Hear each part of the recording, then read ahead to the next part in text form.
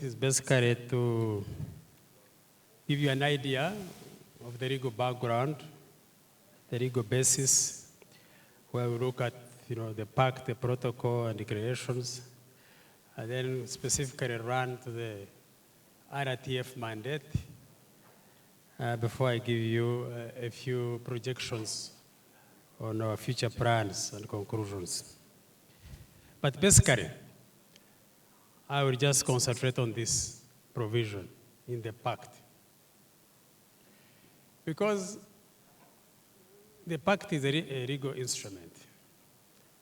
And it directed under Article 11 of that pact that member states will undertake to combat sexual violence against women and children through prevention, criminalization, and punishment of acts of sexual violence. In accordance, that's why I put the dash, in accordance with the protocol on prevention and suppression of sexual violence against women and children. And what is important, they committed that they would do this both in times of war and in times of peace. Very important. Now, sexual violence probably doesn't need any definition, but the protocol defines it, and I don't have to go in it. But what I also know, that you have an idea of what it is. Issues of rape, issues of defilement, issues of human trafficking in women and children, issues of female genital mutilation are among the ingredients of sexual violence as defined by the protocol on suppression and on prevention and suppression of sexual violence in the Greater Lakes region. And that's what they're saying. Member states commit to prevent. So it shouldn't happen. People shouldn't be raped. It should be defied. It should not happen. That's the first commitment. And to do that, it is everybody's responsibility. It's not the state alone. You as an individual, you as a family, as a community, as an institution, even without the presence of the state, you should make sure that it is prevented. That's number one. That's what the protocol says. Secondly, criminalize. You must make it illegal. You must make it a crime in your country. How do you do that? Who makes the laws? It's Parliament. So parliamentarians are actually a very central stakeholder in this, to make sure it is criminalized. It is criminal. It is in our law books. It is in our penal code. Criminalized. So that's a commitment also that heads of state made. Thirdly, punish. Now, to punish, who does this? All the stakeholders are there. The police must be involved. The courts of law must be involved. And again, you must be involved because you must report these cases to court. So this is a commitment. Now, what we are trying to do now is basically to fulfill this commitment. Whatever mechanism we have, we are trying to fulfill this commitment. And when they were doing this, it's not that there was no laws doing all this for us. They exist. They exist. If you go to the United Nations, in fact, UN instruments exist, mentioned, even in situations of war. If you start with what we call humanitarian law, or the law of war, I mean, states have fought before. It's not only here. In Europe, wars were there. If you look at those Geneva Conventions of 1940s, they criminalize. In fact, they say in all of those, plus the additional protocols, you could be having your justification for war, because there are also just wars and unjust wars. But whatever war you are fighting, please do not kill, do not rape, specifically women and children. If you look at all those instruments of 1940s, 1949, they prohibit sexual violence, and they are very clear in that. Then later, you go human rights law. You got human rights law. I'm sorry, I will rush. What I'm saying is already there, but so I will just, I'm just one, because if I go, I follow these things, at times I lose my track. Okay. Then, human rights law. All these instruments, all these countries of ours, including those in the Greater Lakes region,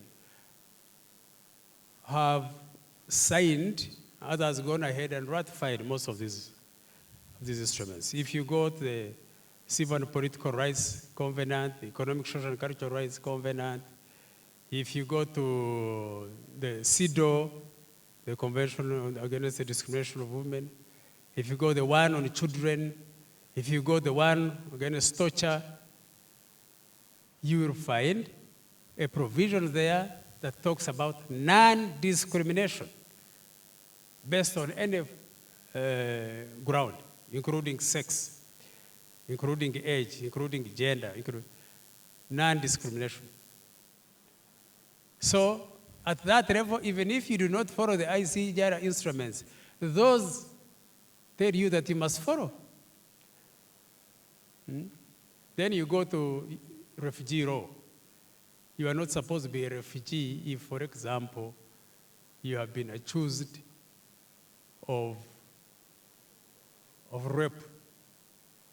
You should not seek asylum, and no country should allow you that asylum. So the point I'm making, go to international criminal law itself. The Hague, the ICC prohibits us. In fact, the ICC sees it as a crime against humanity, sexual violence. That's how important it is. So before we even come to the ICGLR, you have a plethora of instruments at international level that prohibit you or anybody from engaging in violence against women, against children. A very important point we need to make. We have the soft law also within the UN arrangement, calling them UN Security Council resolutions, 1820, 1325, 1888, several. Almost every year we have these instruments. No, it's okay, community. So you have all these, and I thought I should mention it to give you a context of where we are coming from when we are talking about ICGLR instruments. Remember, maybe you haven't said this, that the ICGLR itself is a creation of the United Nations, the creation of the African Union, and ICGLR member states, the region itself. So, and if you look at those instruments that we have, the protocols I'm mentioning, they make reference to the UN instruments. So you have to read all of them together, not in parts. So I thought I should mention that. Now, this I have already said, and we talk about amending the pact because of the South Sudan, when South Sudan came in, in 2006, the membership of ICGLR was 11. So later, in 2012, when South Sudan got its independence, they became a member of the ICGLR, and we amended the pact. So we talk about the 2006 Pact on Security, Stability, and Development as amended in 2012. So these are the instruments at a regional level, at ICGLR level. We have the African Union, of course, we have the Maputo Protocol, talking about sexual violence. But when you come to ICGLR, and you are talking about ICGLR instruments on sexual violence. These are the ones you look at.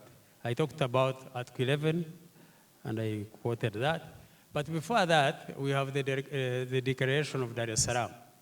And it also pointed out several times, I think in about 5 paragraphs, where they talk about sexual violence as a problem. Because in Dar es Salaam in 2005, they actually identified what the problem was in the region. Why were they killing each other? Why were we having genocide? Why was there a lot of misplacement? Why refugees? You know, that's when they got to know that, you know what?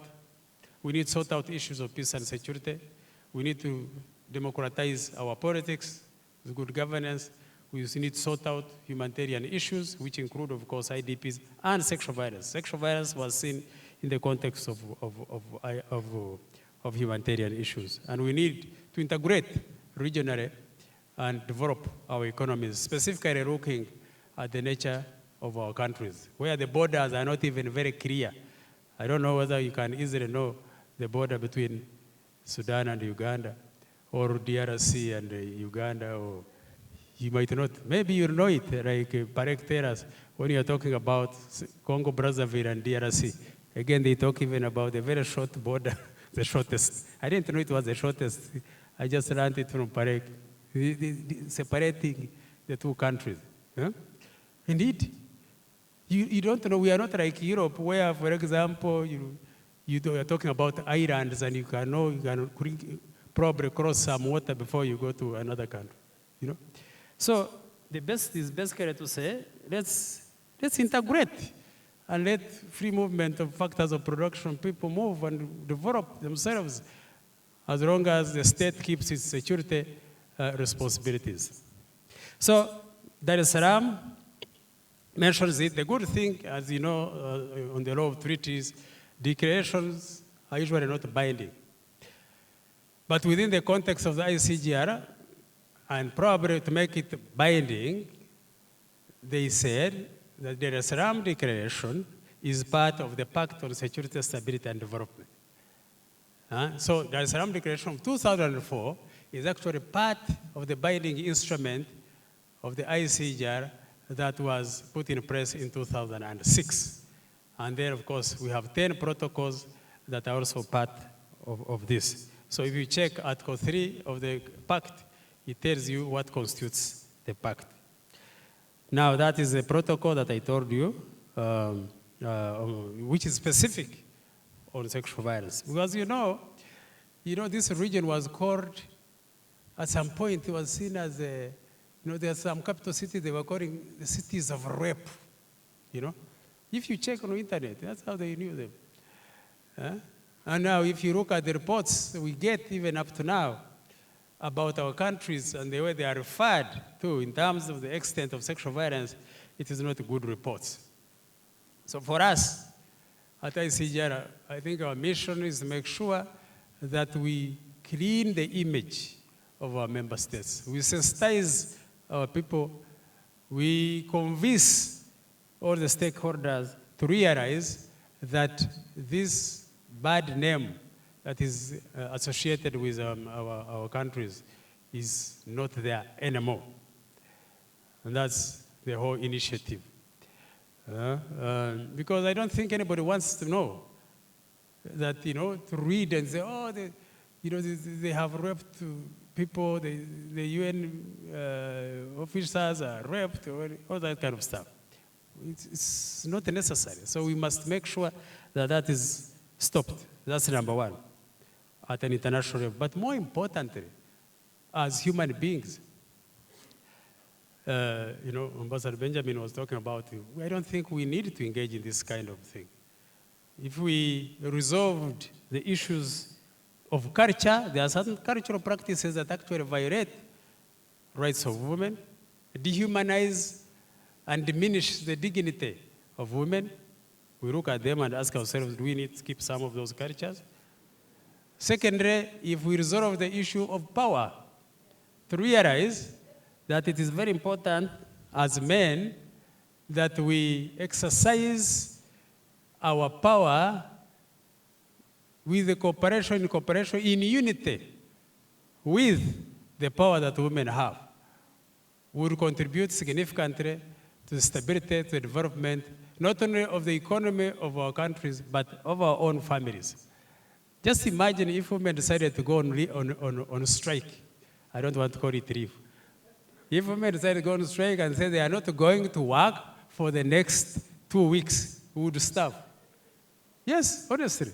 If they said, no, we are not working anymore, you would starve. You know?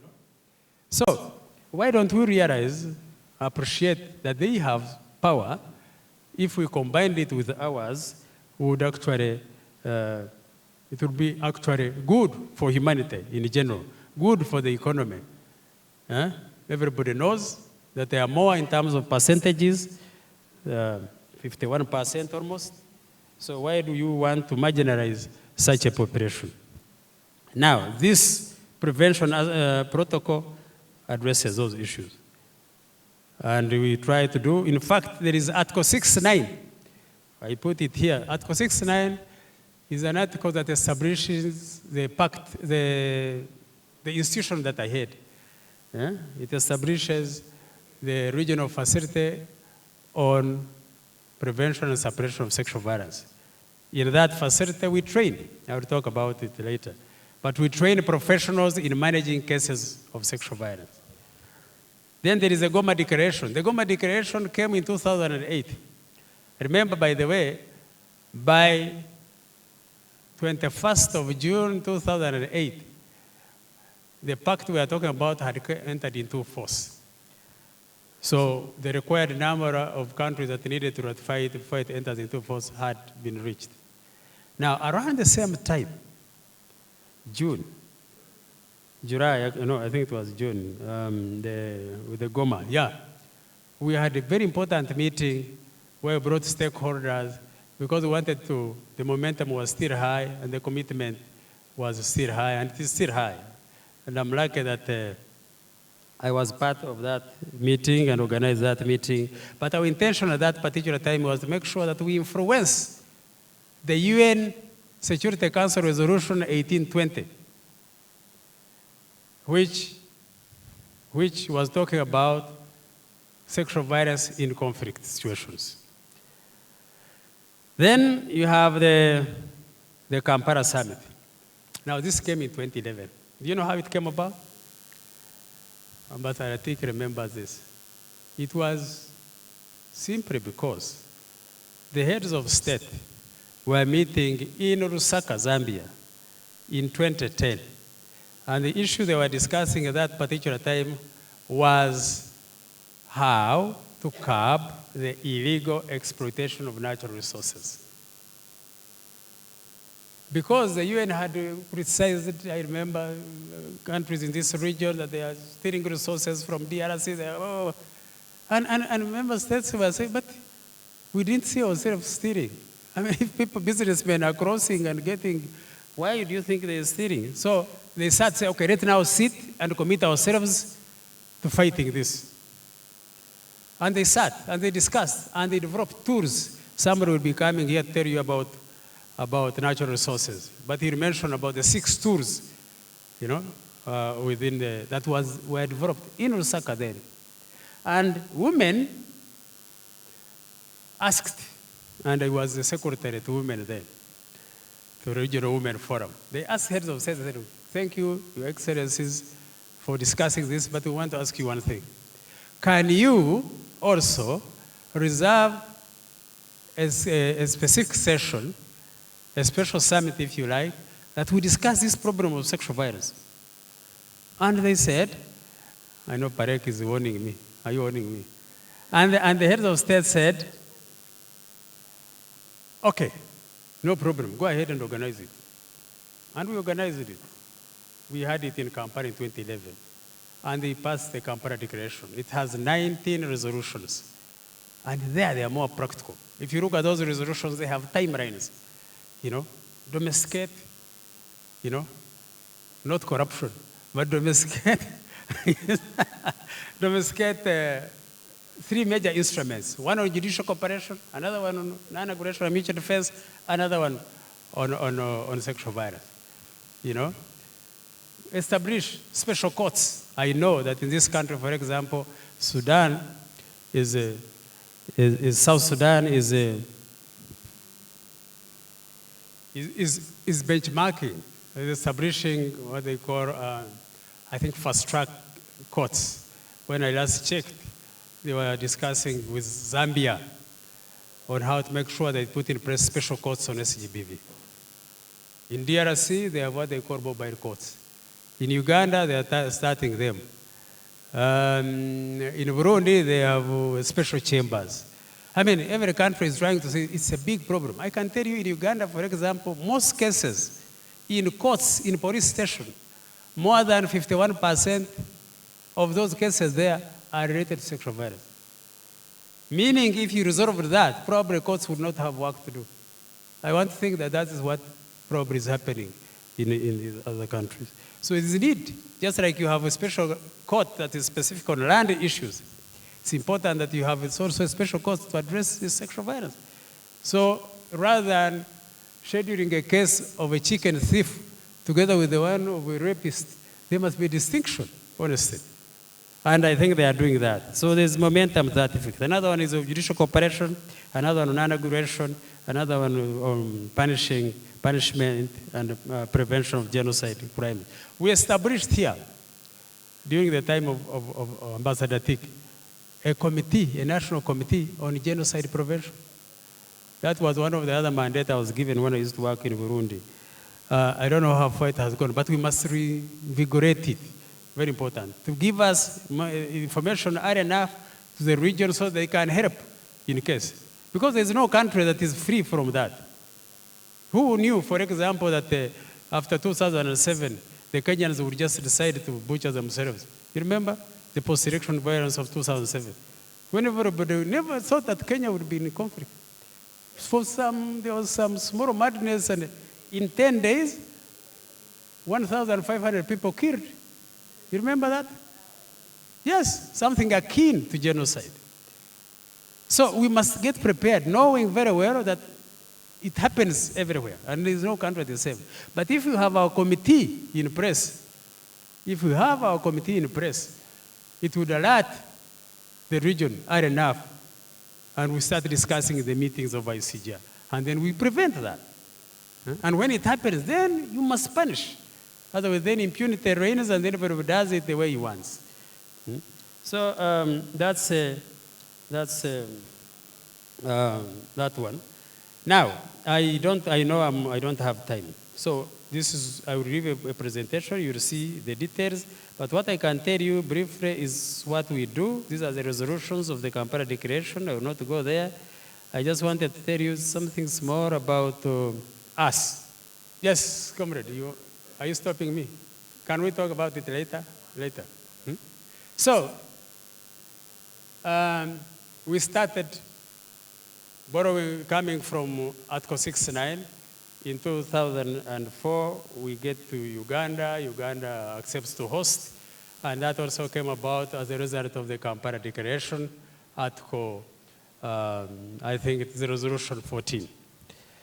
So we train and sensitize. So what I can tell you now, we have a group of people we call master trainers. There are 8 of them. We have another group of people we call national trainers. And we have organized over 40 regional workshops, invited over 50 workshops. Like now I've been invited here, I come and tell you about ICGLR. And then we have reached over 1,500 stakeholders. We have a permanent home, thanks to one of our partners, the Dutch. And if you want us more, you check our website. But what I can tell you now is, if you look at this table, from 2014 to about 2016, we were basically sensitizing. We didn't train. And when I'm talking about training, we do 3 things in training.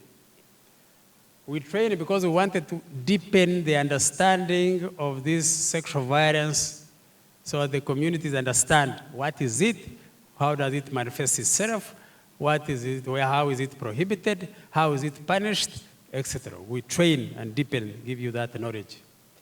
2, we skill. We skill you because most of the cases that get lost, that we lose in courts, it's for lack of evidence. So you must either evidence was not properly stored or corrected or documented. And so in court, you lose it, the case, because you don't have it. So we give you the skills on how to investigate, on how to document, on how to store your evidence for ease of prosecution. The third one, and which is most complicated, we train in order to change your attitude, to transform the attitude, you as a man, you as a woman, on how you must relate with the other gender, the other sex. Okay? And it is not easy. It's the most complicated because it involves issues of power. You're just basically touching those issues. And that becomes very, very complicated. But it is what we also engage in. So we start now training from 2017 because then people started to understand us. And who do we train? 4 categories. And those are even specifically mentioned in the protocol. We train judicial officers, we train police officers, we train medical officers, and psychosocial officers. In this country, we have our trainers. And now, if you look at how we have trained, you realize, like for in South Sudan, for example, we really balanced our training. We had 5 women and 5 men. But in total, so far, the professionals we have across all these countries is 50% of male and 44% of female. So that's how it is. So in each country, we have our trainers. So if, for example, in Central Africa, there is an issue for training, I don't necessarily have to rush there and have a headache. I just know my contacts in Central Africa. They do that. The same thing applies to South Sudan, for example. We have our people there. So these are the different categories of people we had. The biggest number we have is basically the police. And I think it was deliberate because that is the first point when the victims reach where they have to go first. So they needed to know better. Because if they mess it up at the police station, you have lost its route. So, these are people. I think you have familiar faces around here from South Sudan. We're here we're actually opening our offices, new offices in Bujumbura, but also we had a big regional conference on strategies for implementation of the Kampala, of the ICGLR instruments that I just told you. So you can see here also we had a police chief from here. These are, even some people come to benchmark. I'm about to finish, comrade. To benchmark. This is Burundi government, Ministry of Gender from Burundi, who were visiting our offices, and they had come to learn because they want to put in place a center of excellence for them. And here they had come to see how we do it at Aratia. This again, the Kampala Declaration. We're there. These are meetings of special courts, Fekra regional meeting. These are now training. So we have 344 professionals that we have trained. In total, you have 150 female and 194 female. That's the statistics I'm showing you, and 8 trainers. But here we're in Kampala with my boss. I just want to show you when it comes to South Sudan. You notice we had a meeting here from 5th to 9th of February where we trained 10 trainers. Now, these national trainers will be responsible in the cascading process because the 10 should train others in different professionals. And we already mobilized some funds from GIZ where South Sudan is also going to benefit to make sure that we train more of these people. Because what do we think? After we have transformed and trained everybody individually, we think he or she will be an instrument in transforming the family in which he or she belongs before she or he goes to the community, before it goes goes to the institution in which he works, and before he reaches the state, because we call it a socio-ecological model, starting from an individual and then expanding until the whole state is properly transformed. Yeah, so maybe I show you this is our trainings. I show you one of the pictures. So you are in Burundi, you are in Rwanda, South Sudan. You can see with me here with my colleague and friend, Ambassador Tik, when we were here at Landmark Hotel. That's what we have done in Angola also. We've done it in Central African Republic. We've done it in Congo, Brazzaville. These are our trainers. And we've done it in Congo. In fact, from Congo, because of the size, we have done it twice. We have done it in the Goma side, and we have also done it in Kinshasa side. Because again, as you see, that country, in the Goma area, conflict, Kinshasa side, peaceful. So you needed to come. Remember, our mandate is to handle this both in situations of war and in peace. Yeah, so, time is running out, but this is how we've been training, and we get our funding from different partners. And these are our funders. Where is it?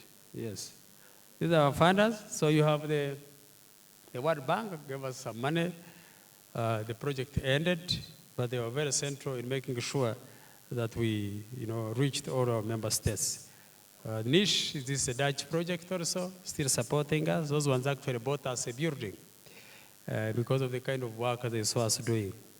They are the ones also supporting us in Nuffic. And because of that, we have also further mobilized, and that's where Ambassador Tik, I think, will find it useful, working with the national training committees here, that, when we are training, and I've said this several times to some people, when we came to train here, there's a statement that Ambassador Tik made, and I've been telling people about it.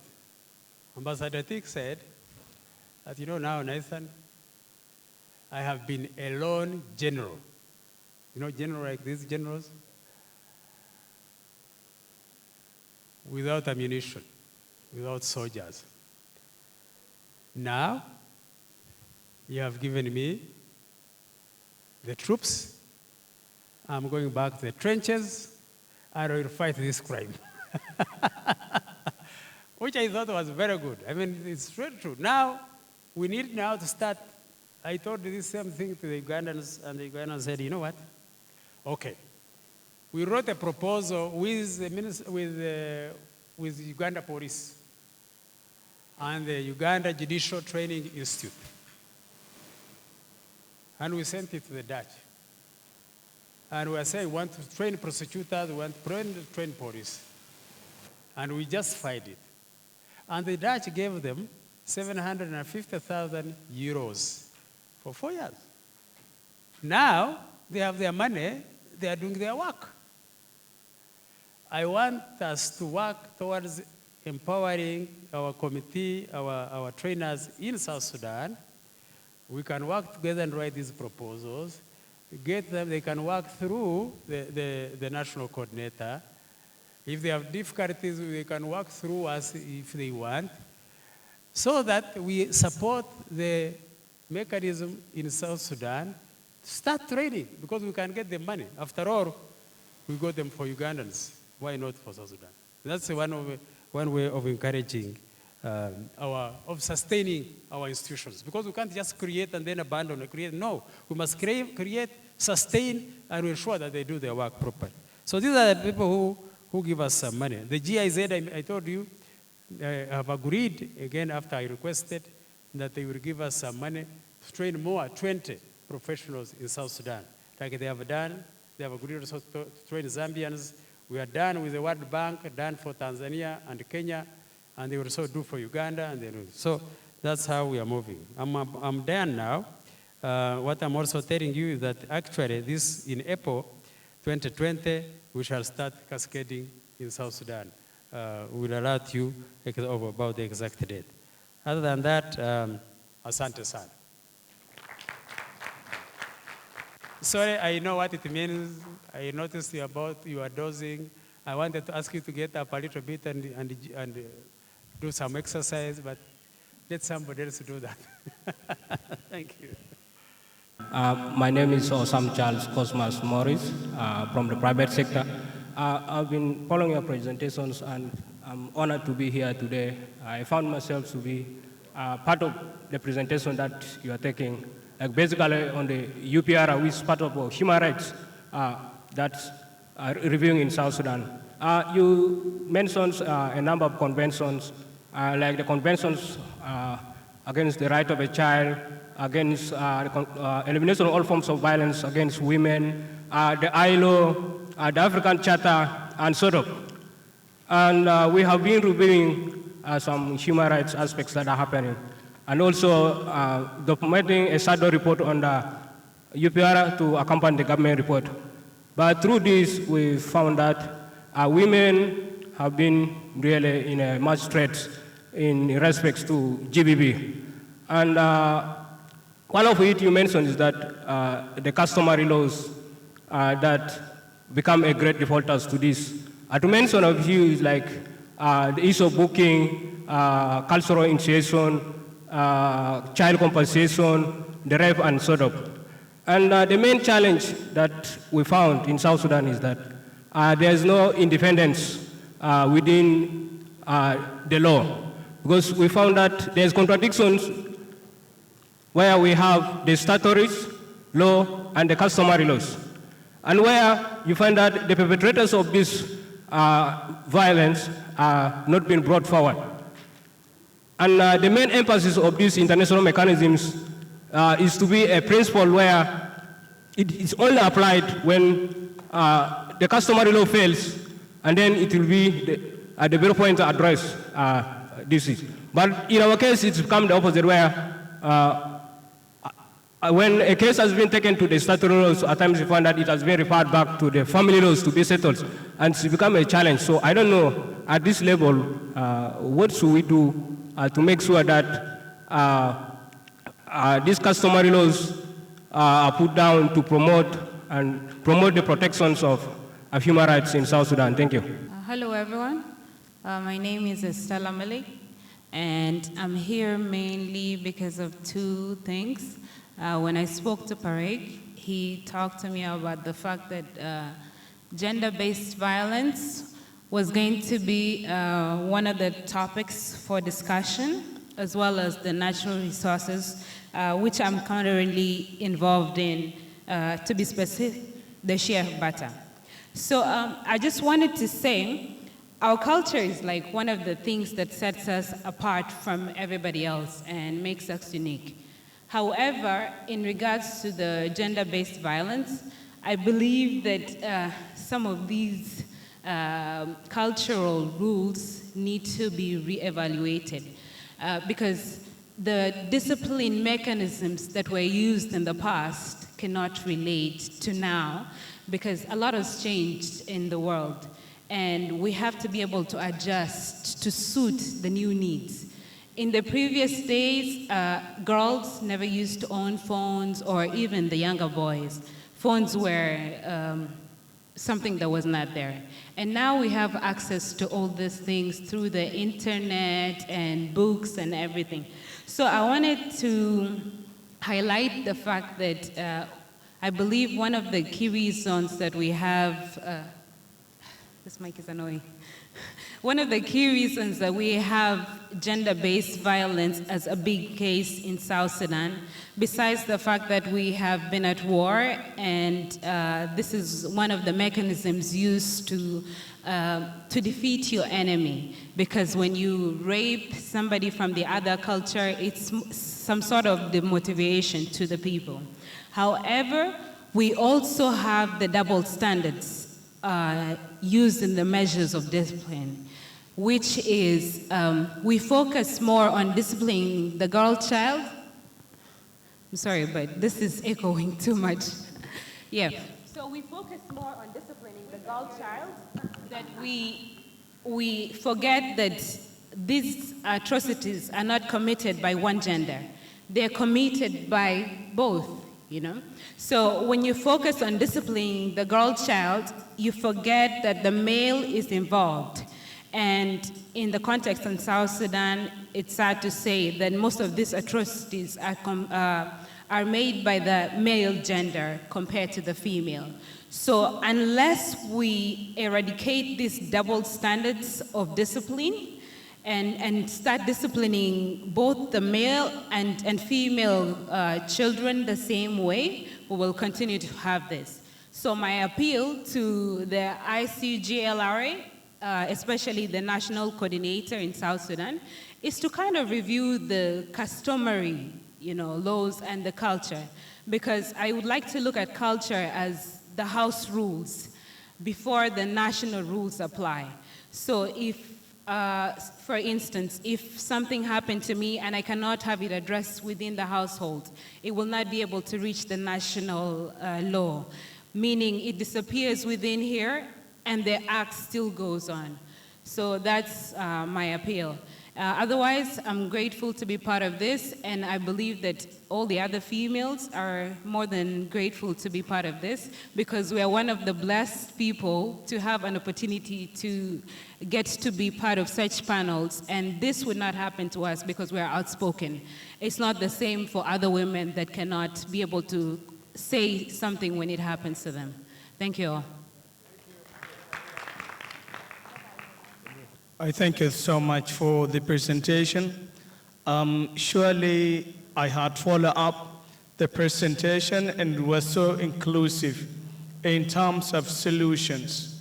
But on the other side, I have not seen issue related to the ownership when it comes to the sharing of the resources in our respective communities. And this is where I would want to ask, because I've seen about 3 to 4 declarations. We have the Kampala, we have Dar es Salaam, we have Goma, and we have Kinshasa communiques. And here we have seen the solution of solving problems whereby the gender-based violence has been, a binding document so that anyone who have committed that has to be punished. But it has not come down to issue to do with the land ownership, to do with the resources and all that. I think we need to include that if at all there is that possibility. Thank you. Good afternoon, everyone. My name is Akwachi Ring, and I am here today on behalf, on behalf of Africa Mental Health Organization. And I'm one of the founders, and the organization focuses on mental health issues, trauma, depression, and etc. Anything that has to do with health emotionally. Now, in both of the presentations today, I have been here following up on it, including violence against women, or even to anyone that has been involved in anything with violence. It causes trauma, but I think we're leaving that piece out, where what do you do next after, as a woman or a child, you've been abused or sexually abused? Now, how do you get over this tragedy? And that is through mental health. And I think next year, we should really try to focus on it, since your presentation is already finished. And also, as much as we talk about peace in South Sudan, mental health is something that we have neglected. And I think we forget the fact that we just came out of war, and coming out of war is not easy. Even if you didn't go to the front line, people still get affected. Like, let's say, everybody in this room, if you're a South Sudanese, you at least have lost a family member in the war. It could be a parent. I'm one of the people that lost my parent, one of my parents, my father, when I was 5. So that's all I just wanted to add. Otherwise, I'm really happy to be here. Thank you, Parek. And thank you to everyone that has been here. Thank you. Okay, my name is Erne Okot from Civil Society Alliance. My question will go about the training. Training or trainees. You talk about the training and trainees, about it is 20 personnel. Each, I don't know, it will be per year or it will be how they will defend actually. So, and which sector you will get to take the 20 these people you had for the training? Yeah, you going to train them or you train them already? I want to ask me, can you clarify this for me? Thank you. Question about the trainees. Training and trainees. You talk about, yeah. Very good. Thank you very much for wonderful questions. And very, very pertinent. Customary and, and state law. A very important question. Let me first tell you, the other day I was talking to big officials in police in Uganda. And you know what they raised as a big challenge? They said they are facing a challenge, especially with the refugees. They say, in Uganda, when you marry off your child, your daughter before she turns 18, it's a crime. And so you'll be imprisoned, actually. They will say that is defilement for child marriages. So they say, when they were in the refugee camps of the South Sudanese in northern Uganda, they found this, they were marrying off their daughters at a young age. And said, but this is a crime. And the South Sudanese said, are you mad? We don't see it as a problem here. What's your problem? So they thought, they couldn't understand. I mean, in South Sudan, this is not a problem. Ours, it's a problem. It's against. What did we do? So they say, now, when you are talking about culture, and they didn't see it as a problem. But also in Uganda, it was not a problem until, it was not a crime until a certain date. I can tell you my mother is only older than me by 16 years. You know what that means? Meaning that my father just got her probably when she was 15. Yes. In fact, I always joke. I said, if I was then here, my dad would be in prison because that was defilement. But you know also what happened? That after my mother gave birth to me, that lady took 15 years before she got pregnant again. 15 years. You know why? I was the part of the, and then after, and it was not family planning, no. In fact, my father got another wife after 7 years because he wondered how he was going to stay with only one boy, you know? Yeah. Remember, my grandfather was only alone, so he didn't want to make that mistake again. Then after 15 years, and then I have a brother, 15 years younger than me, then another brother, then another, it came about. But you know, the reason is that probably, and I don't think anybody would disagree, that because this lady gave birth at a very young age, it didn't really work well with her. So the body probably has not grown sufficiently well to give birth. So for medical reasons, it can be explained why you must wait until you are probably 18 and then you start giving birth, okay? But others haven't seen that one as a problem. And when we were discussing that with the police chiefs, actually, very high ranking, another one also said, oh, do you know also my own mother was below 18? So they were talking about this culture. Now, another issue of culture I will tell you. Somebody said, I used to work with Uganda Human Rights Commission before I joined the ICGLR 12 years ago. And I also had an opportunity to go with a team to Geneva to represent reports. Ours was not statutory reports because I worked for a government institution. Ours was a government report. And this was to a committee on civil and political rights. Now that committee made a recommendation to Uganda and said, you must go and tell the government of Uganda to make polygamy illegal because it dehumanizes women. Well, I was on a messenger. I came back and went to Parliament and told them the report, what the Committee on Civil Political Rights said. Those parliamentarians almost chased me out of that committee. And the newspapers made it headline. And the next day, 2 days later, women, Muslims, protested in the street that they have no problem with it. What's my problem? You see? So that's again culture you're talking about.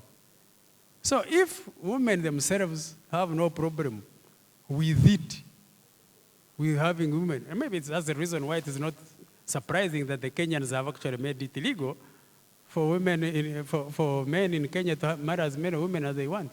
Polygamy now is illegal. It is not illegal. In Kenya, it is illegal. Yeah, because that, and women didn't complain. So, who is the complainant in all these things? I'm trying to bring this. I can't know. Of course, it is up to South Sudanese or Ugandans or Congolese to define what is acceptable by their standard. But we also have these international instruments that we subscribe to. But in the intellectual circles, they used to talk about cultural relativism. That these things we talk about must be contextualized in line with existing cultures. But as my young daughter there said, you must be able to see, as a community, that this type of culture contravenes the basic fundamental rights of women, and be able to say, no, this will stop, and this one we allow. I think society can sit and define that in the context of non-discrimination, in the context of equality, in the context of equity, and in the context of human rights. So I don't have an answer, but I leave it to you. But I was generally telling you that it's not only here. No, it's also there in other communities. So culture is a very important. In ownership and equality, that's the whole thing. When they talk about non-discrimination, it's still linked to that. That we think our daughters are not our children, they have no access to our own property, they must find their property with their husbands. Very unfair, isn't it part of the issues? I don't think, I have 2 daughters and 2 sons. The property I have, they must share it. Whether this man is going to have property, who's going to marry my daughter or not. I don't think it is correct that I must say that this, because you are a daughter of mine, and she's the firstborn, imagine. And then I start saying, I know you'll find your property with your, and then I go, remember, you know what we do? We pay dowry price. You also do. Our culture is cows. Those who don't have cows have their other thing. But the dowry bride price is paid. I don't know how many Parek paid, but me, I paid 10 of my Frisian cows to get my one. I don't know how many others do. So, and now imagine I get cows from my daughter and then say you have no right anymore here even. And then this boy, you never know who's even going to rescue you. This boy turns around, probably even kills me earlier, wanting my property. And if you had scattered it to your daughters and whatever, they probably would protect you from, from this. So, I mean, the point I'm saying, each must talk. I think it can be cultural as a state. They can have their own way of defining it. It can be equal or not equal. But you, as an individual, I think you have a right to do what you want, as long as it balances. Then the last one, the issue of mental health, I think that's very important. For us, I mentioned one of the categories that we focus on are social workers, psychosocial workers. And trauma that comes out of sexual violence is enormous. So no doubt, That is an area, in fact, our services, next time, Ambassador, I think we need to see how we bring the other categories when we are coming back trained. People like my other young sister here should not be excluded because they are doing fundamental, important work already, the communities here, and more trained and experienced. So if they can help us join the other police group and the doctors and whatever in this struggle, I think the combination would be really complete. Part of the problem is that why we need this combination. If somebody is beaten at night, beaten, at home by the husband, because again of culture, she might come and say, what I want from this doctor is Panadol to stop the pain. Does not even tell you anything about what happened. And the doctor is happy to stop the pain, but has not known the cause of it. Somebody talked about cause and effect. If a doctor is properly trained, he will not just stop at giving you the Panadols and the rest. He will go further and ask, what is the problem? Probably if you establish that rapport and you get to know, if I've come there twice to you, the same doctor, you say, okay, you know what? As part of the treatment, the doctor can give you this Panadol, but also still recommend you or refer you to a psychosocial, because that part of treatment requires that you have some treatment along those lines. So the training, we have trained so far, 161, they are there. Each country has 10. Already we have in South Sudan. We are looking for more money. Some little money has come. It has been allocated to South Sudan from GIZ. It will continue further to train more professionals. And that's why I'm saying people like herself and even some of you who are in the category of police, judicial officers, social workers, and medical officers can benefit in that training. The number will be higher than before. We shall move from 10 to 20. Then we get more money until we develop sufficient capacity for all of you to start generating your own money from here and training your own people. So we have a pool of trainers who are completely transformed, good cadres in the struggle against sexual and gender-based violence. Thank you very much. Thank you very much, Nathan, for something that he's very passionate about. You have a comment? Okay, good afternoon. First, thank you for giving me this chance. I know I'm not going to prolong it. It's specifically about the package that you want to give for people who are going to be trained or the ones that are already trained for the gender-based violence. I'm not sure exactly whether it contains some of the prevention package for the victims, because there are certain victims that there are things you can give immediately after the rape has taken place, like prophylaxis for prevention of infections, and then others, As she brought up the issue of the mental health, it will be also good to look at the package as far as South Sudan context is concerned. Like, what preventive measures can we give? We can also work with Ministry of Gender and Education to include that, sometimes it's better to prevent the gender-based violence instead of just waiting until it occurs. I know at the police, the military, these things are taking place, and the training, I'm sure, will address that. But there also we have key populations, like the refugees, you already mentioned, the detainees at the prison, and then some key population like the MSM. So for me, my opinion, yes, the majority of the victims could be women, but also young men could fall victims, and some of them, not necessarily only female, that get rape and gender violence. Thank you. We have a manual, a training manual. But it's broad enough and flexible enough to allow particularities of member states. What we do, this team we call national trainers, who are South Sudan best, they give us their needs, because the needs of South Sudan are completely different from the needs of Tanzania, for example. So you allow the national trainers to give you the needs, and then we customize, we tailor-make our training curriculum based on particularities of South Sudan. Our experts will know how to adjust their trained sufficiently well to give you issues of prevention, how to deal with different specific groups as you highlight, as a need for South Sudan. So yes, that is what we do actually. Thank you. Thank you very much, Nathan. Please join me again in thanking him and giving him a big hand for this. It's an issue that he's very passionate about, and he's working across multiple countries to make an impact on this. So we really commend him, and it's an integral part of the work of the ICGLR.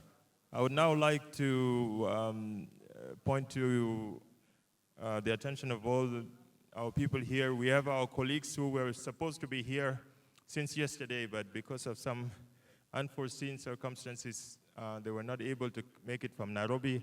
But because they were so excited about the prospect of coming to South Sudan and joining us here, they have decided to come, even though they are coming as we at the tail end of our event. They are very important partners of ours. I want to recognize them one by one, and then we'll have their presentation that will be delivered by one of them so that we can make the time. My colleague, Serene Pisore from the UN, he's the senior economic advisor to the special envoy of the UN Secretary General for the Great Lakes region. Yeah. He's my direct counterpart as we plan the investment conference, and we've been working together. And as you can see, he could pass for a South Sudanese, but he's from Senegal. So we and Senegalese, of course, we are always arguing, did we migrate east or did they run from us here west? You know, so I guess we are both Sudanese and South Sudanese and Senegalese. I want to recognize my colleague Gerald Nyaburundi. He's the coordinator of the technical unit on natural resources at the ICGLR. He works with us in the same office. He's a technical guy on the natural resources part, and he's going to do a presentation on what we are doing on natural resources across the whole region and what South Sudan can benefit from. And then, last but not least, my colleague and my assistant in my office, Karine Gahimbere. She's from Burundi. So whenever we have a meeting, she takes over the whole process. I've learned a lot from her, and that's why I was able to at least do what she does perfectly. So the meeting is successful because of her training. So thank you, welcome to all of you. And without wasting any more time, I want to invite Gerald to come and do the natural resources presentation. Gerald, you're welcome. Please give him a big hand.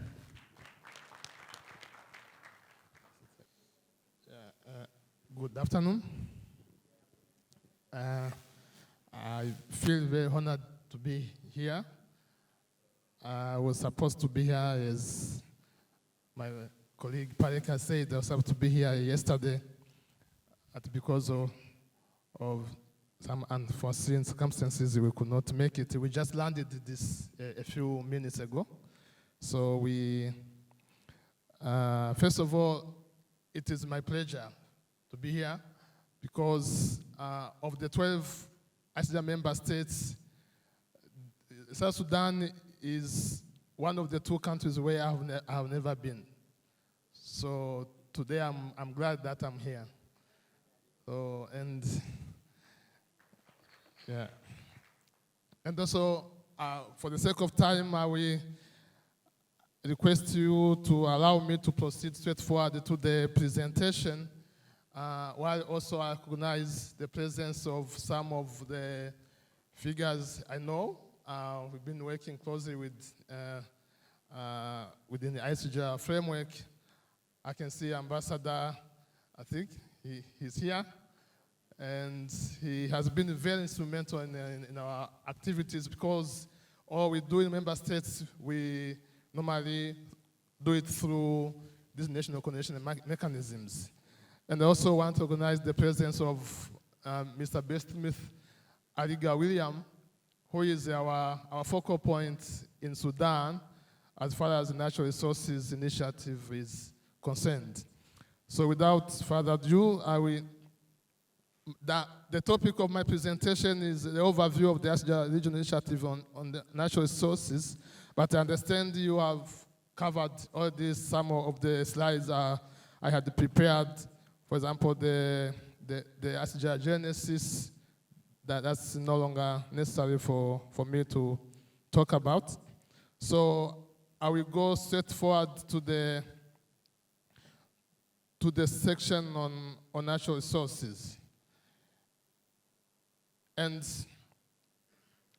just to introduce, one of the 10 protocols that were signed in 2006 as part of the pact is the protocol against the illegal exploitation of natural resources. And this protocol, as I said, it is part and parcel of the pact on security, stability, and development in the Great Lakes region. And the specific protocol aims to promote and strengthen in each member state the development of effective mechanisms to prevent, curb, and eradicate the illegal exploitation of natural resources. It aims to intensify and revitalize cooperation among member states with a view to achieving more efficient and sustainable measures against the illegal exploitation of natural resources.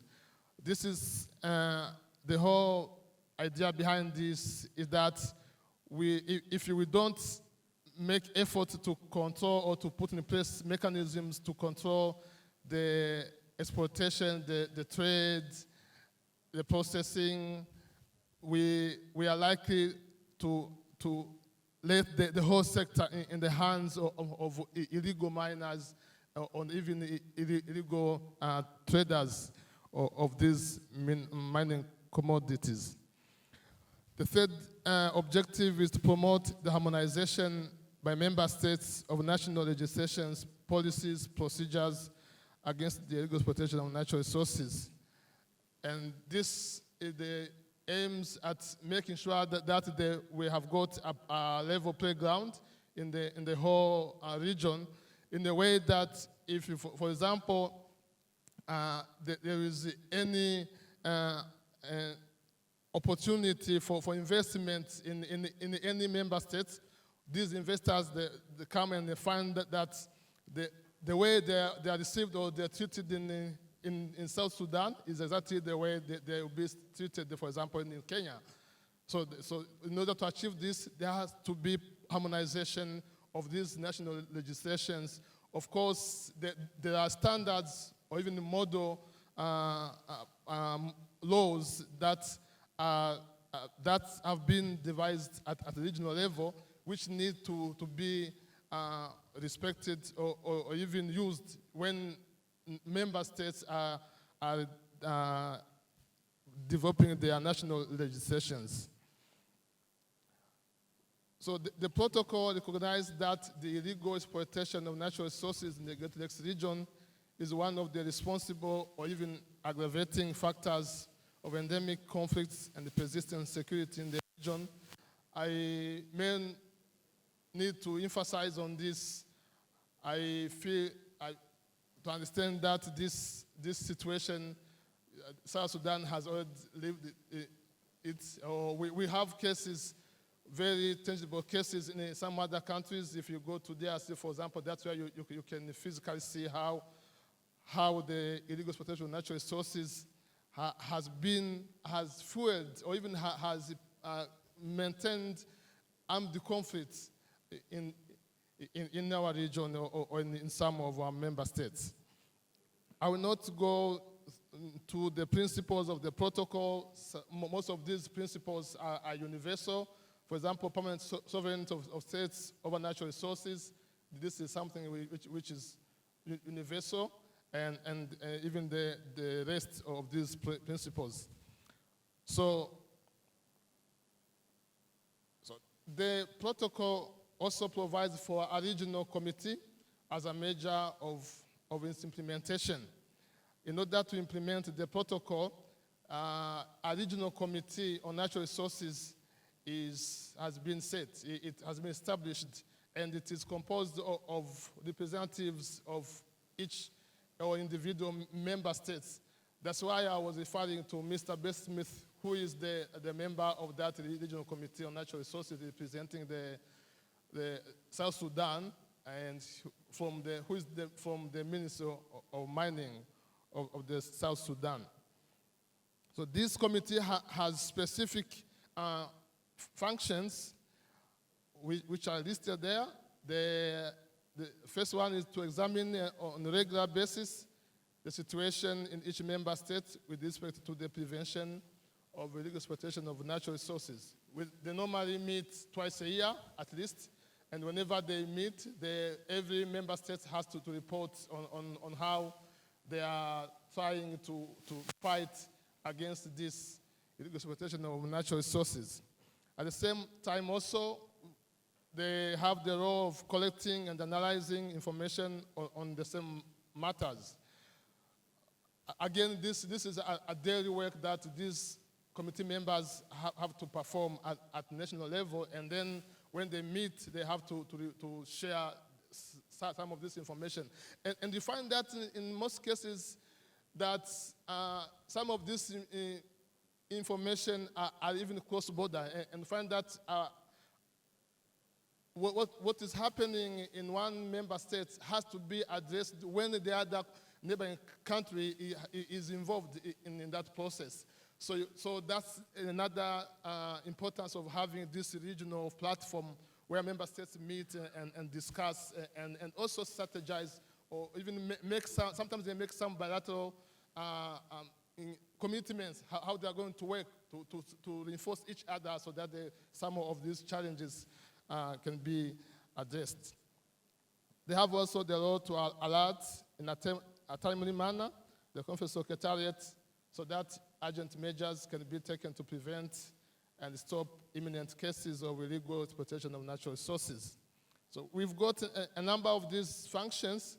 Maybe for the sake of time, I may not have to go through each and every one, but they have a very specific functions that they have to perform, and starting from their member states, but also when they meet at regional level, sometimes they also make some decisions or recommendations which affect the whole region, or sometimes they can deal or discuss on a matter which is specific to a specific member state. And finally, guidance or resolutions are made based as an outcome of those discussions. So within the framework, in the framework of implementation of the Protocol on Natural Resources, in 2010, our heads of states and governments met in a special summit in Lusaka to further discuss on the practical modalities of implementing the protocol on the fight against illegal exploitation of natural resources. So from that special summit, there is a declaration called after the venue where the summit was held, which is still our guiding document in our daily activities. It is called the Lusaka Declaration on the Fight Against Illegal Exploitation of Natural Resources. And the Lusaka Declaration was the result of long-term efforts to materialize the implementation of the Natural Resources Protocol. And its aim is to translate the protocol into concrete actions. I'll get there. In order to fight against the illegal exploitation of natural resources. And the overall or the ultimate, the global objective of this Lusaka Declaration is to break the link between the exploitation and trade of natural resources and the financing of illegal armed groups that perpetuate insecurity and instability in the region. This is based on the recognition that illegal exploitation of natural resources has fueled or has been, even in some cases, has been even the source of some of these armed conflicts. So the whole idea behind the Osaka Declaration, even the protocol, is to make sure that there's no linkage between these armed groups, the activities of these armed groups, and the actual exploitation of natural resources. If these rebel movements want to fight, let them fight, but without getting any finances through exploitation of these natural resources, which are supposed to contribute to the development of our countries and our national economies. So in concrete terms, this Lusaka Declaration establishes what we call the 6 tools that member states have committed to implement. I will get there. And I think I might be repeating myself when I say that the Lusaka Declaration recognizes the direct link between insecurity and instability caused by armed groups in the region and the illegal exploitation and trade in the mineral sector. So as I had already mentioned, the 6 tools that were declared or adopted by our heads of state at the Osaka Declaration as the practical approach to implement the protocol on natural resources are as follows. The first one is what we call the regional certification mechanism.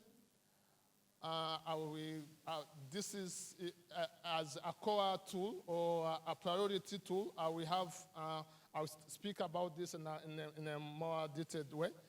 But we also have a second tool, which is harmonization of national legislations. I think this is very clear. This is very clearly understood that national legislations across the member states have to be harmonized so that we can speak the same language when we are working to fight against this illegal exploitation of natural resources. A third tool is the regional database on mineral flows. The idea here behind this is to record, to document the process of mining, or production, trading, exporting of these minerals, so that we can be clearly documented how much a given member state is producing, is trading, and also exporting. And based on that information, it can be easier now for example, to identify whether there is any discrepancy between actual data and also the official data which are reported through this regional database. A fourth tool is the formalization of the artisanal mining sector. For those who are in the mining sector, they can easily understand what this means. So I would just pick one of these 6 tools, the regional certification mechanism. So the certification mechanism is a regional standard for the certification of what we call designated minerals. In the process of analyzing the source or even how these mineral commodities are contributing to fuel conflicts, it was realized that it was discovered that there are some specific minerals that are commonly involved in this illegal exploitation and trade in the mining sector. And these are what we call tin, tantalum, tungsten, and gold. These are minerals that are commonly found in most of our member states. So this mechanism is implemented by the member states in accordance with their national mining legislation, harmonized with the ICGLR certification standards. And the whole process provides that at the end of the process, from mine site through all the stages through that these minerals go. A certificate has to be issued when a mineral shipment is being exported or is leaving leaving a given country. So we have got a manual. It is a guide which defines and clarifies how this mechanism should be implemented at national level. So we've got some countries which are already implementing the certification mechanism, and they are even issuing certificates. We have Burundi is one of the 4 countries so far implementing the certification mechanism and issuing the ICGLR certificate. And we have also DRC, we have Rwanda, we have Tanzania. These are the 4 countries so far which are issuing these certificates, which accompany mineral exports to international markets. And these certificates give a guarantee that these minerals are exported from within a given area, and it is responsibly mined and processed and is not fueling any conflict in the region, nor is it associated with human rights violations at any stage of the processing and the trading. So as an outcome of this, these certified mineral shipments have access to competitive international market while providing assurance to investors and other actors of a good mineral governance environment in a given member states. So we've got some other tools. I was going to talk about the SM Gold strategy. I know Uganda, South Sudan is one of the countries with extensive reserves of gold. But for the sake of time, I will just go to one specific section which I wanted to conclude with. This is the business plan. In the process of implementation of the Lusaka Declaration of the 6 tools, we realized that there's need to go beyond this conflict concept and also start thinking of the development concept, because that is the ultimate goal of all what we are doing. So we have to start preparing ourselves, start forgetting about these conflict minerals, because we believe that with the effective implementation of these 6 tools, we will get rid of these conflict situations, and then we start speaking a language of developing our countries using these natural resources. So based on that thinking, we developed the original a business plan in 2014. We worked with the African Mineral Development Center with the financial support of the UNECA, and this was in line with the objectives of the African Mining Vision, simply because being a sub-region, we thought, so African Union decided to use our organization to transfer what is provided for in the African Mining Vision to sub-region organizations, and which are closer to member states for effective implementation of the vision. So, so the business plan aims at ensuring integration of mineral supply chains within the national economies for purposes of promoting value-added activities and location-specific activities in order to harness the potential for the local private sector. So we are striving to get rid of this odd concept that our mineral commodities have to leave our national boundaries in their raw forms. We are striving to make sure that they get transformed on the ground. We add value to them, and by adding value to them, we create even some some linkages. For example, we creating job for within the country, and then make the maximum profit from these minerals. And another key concept which is developed in this business plan is this joint investment, inter-member states, joint investment of large scale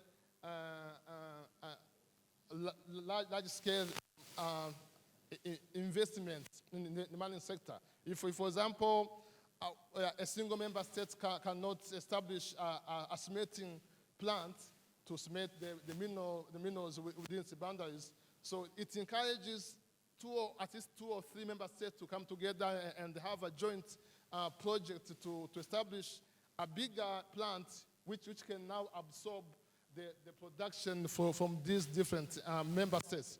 We have seen that this can be another approach of even diffusing some of the suspicions which are existing between member states, because we have cases where member states are accusing other member states that our minerals are going to the other border or to the other side of the border.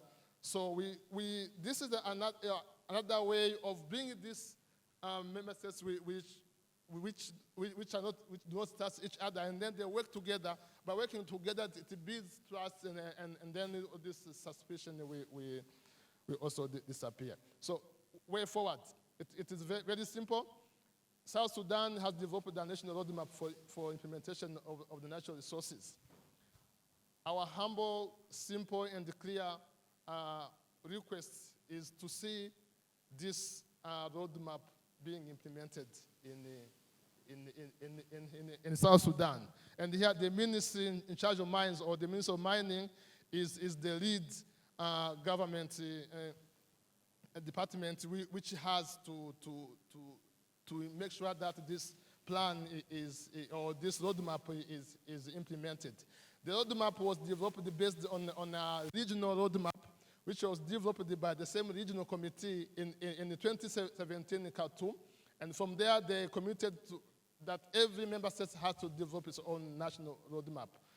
South Sudan has got one already, but we are not seeing very tangible proof that this plan or roadmap is being implemented. So our humble request is to see this roadmap being implemented. Thank you so much. So we are strapped for time, but if anyone has any comments, quick, so that Gerald can respond to any inquiries. And we will also share the presentation for anyone else who wants it. Just raise your hand real quick if you have any comments. Okay, our brother William there. And he's actually the focal point on issues of mines from the Republic of South Sudan. He's from the Ministry of Mining. Thank you, Mr. Gerard, for the brilliant presentation. Let the protocol be observed. I'm the focal point for the regional committee for the fight against illegal exploitation of natural resources. Our target is the designated minerals, the 3 T's. These are the tungsten, tin, and tantalum, including gold. Now, South Sudan does not produce any of the 4 minerals at an industrial level. In South Sudan, we are still embarking on licensing of exploration licenses and small-scale mining licenses. The artisanal mining is not the responsibility of the Ministry of Mining as per our Mining Act. it is the responsibility of the state government, because it is done by the local people, say in Kapoita, in Kajukeji, in Pibor, in other many places. So the Minister of Mining is only in charge of industrial mining. One thing that we need to know is that the artisanal and small-scale mining is separated by law in South Sudan. So the Minister of Mining is in charge of the small-scale mining. We have licensed over five small-scale mining.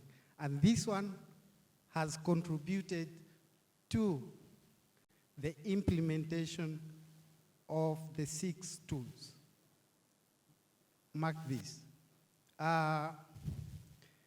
The 5 companies that are licensed are not yet producing any gold. The gold which is exported across the boundaries illegally is produced by the local communities and some illegal small-scale miners that are not licensed by the Ministry of Mining. That's why it is not captured by the Secretariat that South Sudan is not implementing its roadmap. Yes, we are lagging behind, and we are not the only ones lagging behind in the region, but we are doing something. We are trying to license the small-scale miners so that when they will produce the gold, we will now come in and get the data from them, give it to the Revenue Authority to give them official export documents. That is when now the RCM comes in, the Regional Certification Mechanism. We are not able to implement the Regional Certification Mechanism because there is no production. What do we satisfy? What do we certify for export? We don't produce tin, we don't produce tantalum, we don't produce tungsten. The gold produced is smuggled. So that's why we are not implementing the RCM. 2, the database. We have done our best. Ambassador Antibas Nyok and I, plus the team, we sat and we said, okay, if this is the issue, let's include some of these tools into our ministry plans, and then they're included in the budget, which we did. Request was submitted to the Ministry of Finance. Up to now, it's still there, not funded. And we are going to resubmit. We are going to address it again when the new minister comes. So we are doing something. In regards to the formalization of the artisanal mining, we have appointed a focal point for that, and you know it very well. So my comment is that we are working towards the implementation of the 6 tools. It's only that all we need is the peace that has already come, and I'm quite sure and optimistic that we are going to make it. Thank you very much. I beg to start. Good afternoon. First, I would like to thank you, Jerome, for this presentation. The area of natural resources is not my expertise, but I have a general comment on this. My name is David Didau, a former writer in the newspapers in South Sudan here.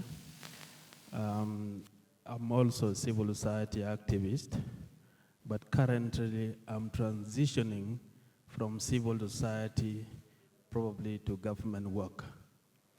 My comment on this is that natural resources in South Sudan seem to be vast, but there are areas which we have major concerns. One of it is in the area of exploration of oil in South Sudan here. All the oil fields, we have issues to do with the protection of our environment. And I think that's something that we need to agree with. At one point, our parliament spoke about it. They raised it. They summoned the governor of Upper Nile State, then, the government of Northern Upper Nile, and also Minister of Finance and the Minister of Energy, Ministry of Petroleum, a number of lining institutions. But how the whole issue died from there, we don't know. And I think it's something that ICGLR need to pick it up. It's an issue that is life-threatening to our communities living in the oil fields. And I think it's one point we need to look at. The second point is the protection of this River Nile, the aquatic life. If you look at various entries into the river where people are accessing water, even animals, you find that people shower there. All the crystals are being dumped, and the current is taking them, I don't know to where. Then all the sewage, all these hotels, most of them have some leakages into the River Nile. And you can imagine almost 80 or 90% of our people and animals actually drink or use this water. And we are yet quiet about it. So I can mention many of them. To me, in regard to this presentation, I think as South Sudanese, we have a lot of work to do in this. It's not about policy alone. It's not about the current political situations, but it needs a political will. It also needs the institutional mandate to be strengthened so that our work can move. Civil society are there. They are not focused on what to do. So all government institutions, they need to realign themselves to see, because that's the work of civil society, to enlighten all South Sudanese. With this, I want to say thank you. I was bringing this to your attention. Thank you. Thank you. Thank you so much. So, and thank you to Mr. Besmith for his valuable comments, which I totally agree with. And I also want to conclude by making some final comments, saying that when we talk about natural resources in the framework of the ICGLR, we have a very specific scope. It's unfortunate that I didn't start from there, and this was due to the fact that I was not yet stable when I arrived, and then also I was informed that the time is not really with us. But just to know that we have a very limited, very delineated scope Here we only refer to the mining sector or to the mineral sector. And also within the mineral sector, we have subdivisions.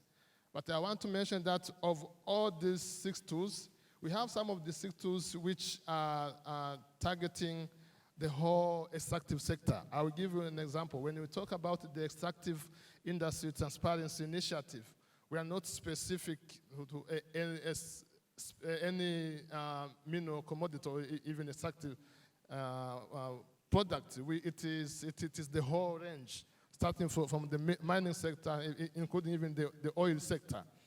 But within the framework of the EITI, it is mostly to do with disclosure or transparency in the revenues and also in the payments. Revenues on the side of the government and the payments on the other side of companies and investors. But when you talk about formalization, again, it is beyond the 3 Ts, or even it's beyond the gold sector. So Sudan still needs to be interested in this. We need to do something.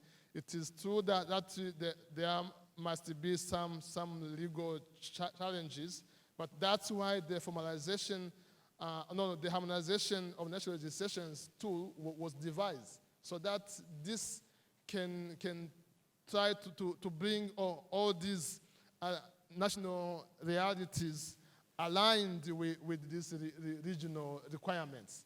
So again, on that one, something has to be done. First of all, the harmonization of national registrations with the regional requirements, so that even these, the artisanal sector, which is managed or controlled at the local government level, also be part of this process of controlling the production, the trade, and the mineral sector.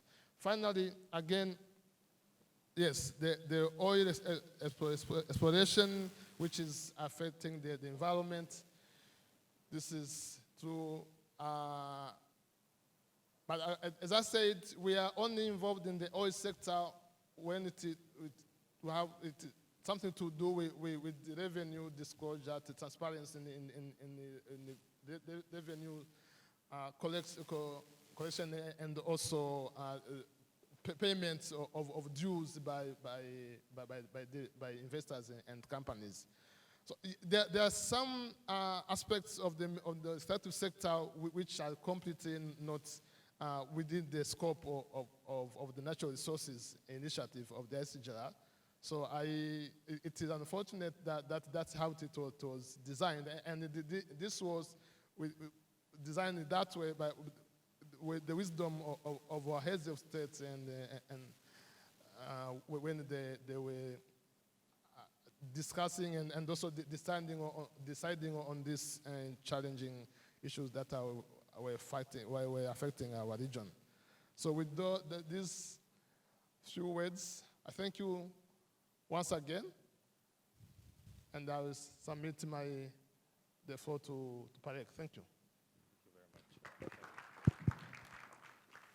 Thank you very much, Gerald, for a very comprehensive presentation on our Natural Resources Initiative.